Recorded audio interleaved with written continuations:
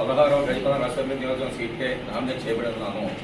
భగవంతుగా ప్రమాణం చేసి నిష్ఠాపూర్వకంగా ప్రమాణం చేస్తున్నాను. చట్టం నిర్దేశించిన తెలంగాణ భారత రాజ్యాంగం పట్ల పూర్తి విశ్వాసం కలిగి ఉంటారని, దాని సమైక్య సార్వభౌమత్వం కాపాడుతానని ప్రమాణం చేస్తున్నాను.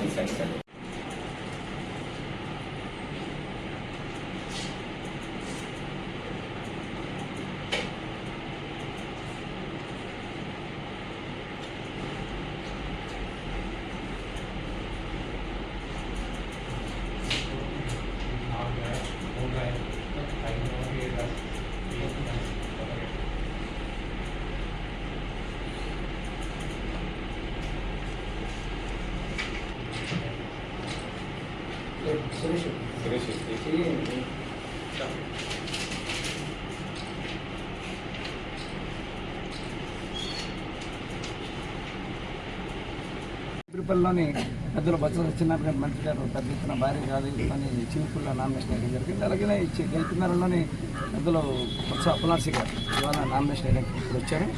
మరి ఇవాళ రాష్ట్రంలోని గత 20 రోజుల నుంచి కూడా మేము ఎక్కడ తిరిగినా కూడా పెద్ద ఎత్తున కూడా స్వాగతం పలుకుతున్నారు. మహిళలకి, పెద్దలకి, వృద్ధులకి, పిల్లలతో సహా అందరూ కూడా ఇవాళ జగన్మోహన్ రెడ్డి ముఖ్యమంత్రి అవ్వాలి, ఈ గజపినార్ నియోజకవర్గం శాసనసభ్యులుగా బొత్స అప్పలనరసి గారు మళ్ళీ గెలిపించుకుంటామని చెప్పి ఇవాళ పెద్ద ఎత్తున కూడా ఎక్కడ చూసినా కూడా ప్రజలందరూ కూడా తందప్పనిగా వస్తున్నాం.